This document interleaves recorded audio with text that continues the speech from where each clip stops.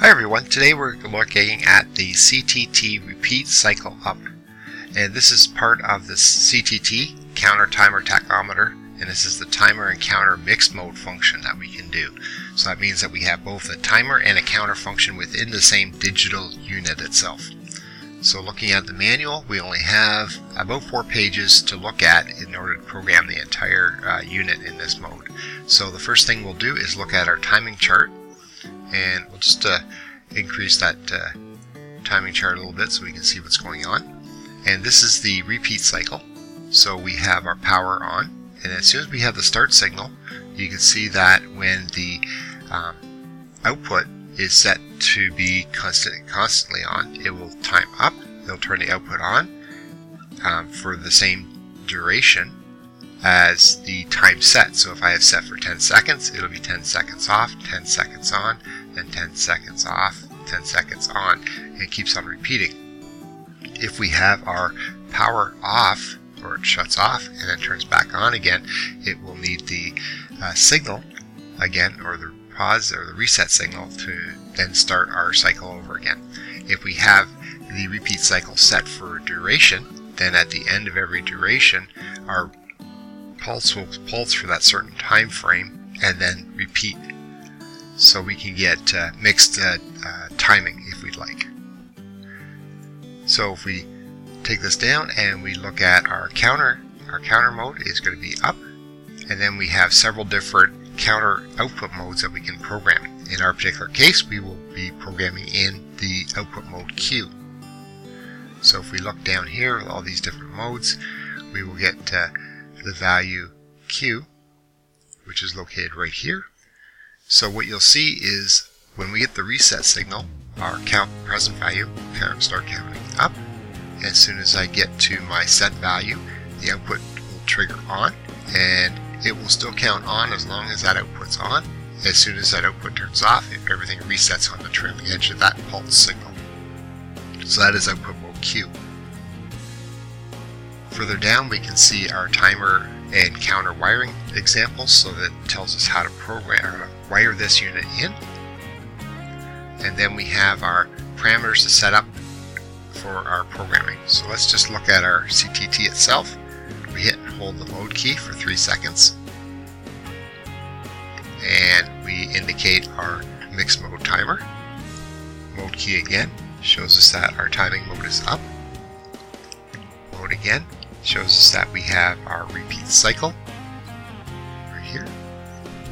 Then our timing actual units themselves, which is set for 0.1 of a second. Then we have our count mode, which is up. And we have our count, this will be our count output mode, which is Q. Our speed, which is set for 200 Hertz. Mode again gives us our output for a repeat cycle, which we will be doing 0, so we will be off for a duration and on for that same duration for our output. Mode again gives us our output for our counter.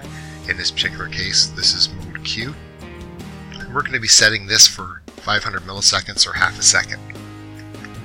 Mode again gives us our decimal place that we can be displayed on our counter, and with our prescale value as well, we can determine actual engineering units. So every pulse will represent this value that we put in here.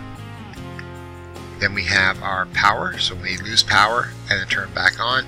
Do we continue where we are, or do we clear? In this case here, we're clearing, but we can change that, and we'll set save. And mode again hits our reset, so we're set for 20 milliseconds. And once again, our input is PMP. This is the type that we are actually, or the way in which we're wiring up this unit. Mode again takes us back to the beginning. So to get out of this, we hit and hold the mode again for 3 seconds. And it takes us back to our run mode, which we can now see our timing function set for 10 seconds. Then we hit mode again. You can see our counter mode is set for 10. And once again, we can see both on the screen itself. So we'll leave it there, and we'll start up our counter.